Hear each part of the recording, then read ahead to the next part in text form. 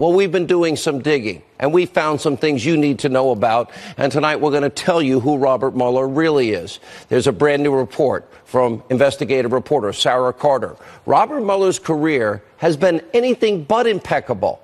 One of the worst stains on his record comes from his time in Boston, where he served as assistant U.S. attorney and acting U.S. attorney in the 80s. During this time, notorious Boston mob boss Whitey Bulger, he was actively engaged by the FBI as an informant.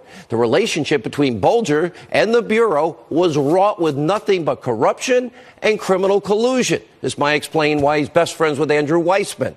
Now, Bulger's FBI handler, a guy by the name of John Connolly, actively covered up for many of the horrific crimes that were committed by Bulger and his associates, including one instance where 4 men were wrongfully framed and convicted and imprisoned for decades, all for a murder it turns out they did not convict. Sounds like Andrew Weissman's record.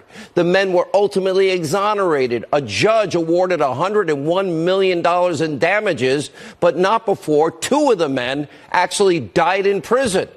Robert Mueller was the U.S. attorney in charge while these men were rotting in prison, while certain agents in the FBI under Mueller covered up the truth.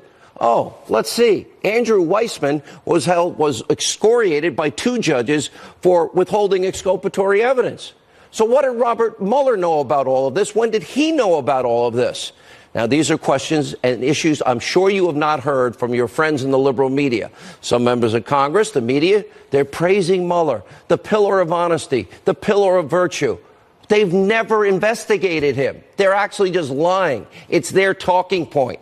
All the information we're telling you about is right there, right in front of the liberal mainstream media, in their faces, but they purposely ignore it because their destroy Trump agenda, that goes above all else. And the reason why is because they want Mueller to carry out this witch hunt, even if there is no evidence of collusion.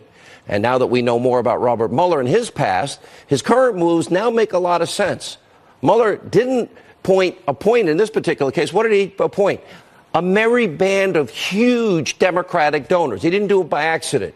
And appointing Andrew Weissman to be, quote, his pit bull, according to the New York Times, that wasn't a mistake either. Weissman's the type of prosecutor that Mueller wants to try and bring down President Trump with.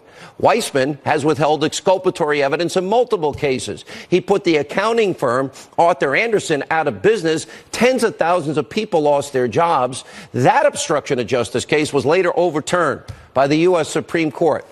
Oh, how often do we hear about 9-0 unanimous rulings? That's what happened. Now, Weissman also robbed 4 Merrill Lynch executives of their liberty. He sent them to jail for a year. That conviction was overturned by the 5th Circuit Court of Appeals. And if you're surprised by any of this, you should not be.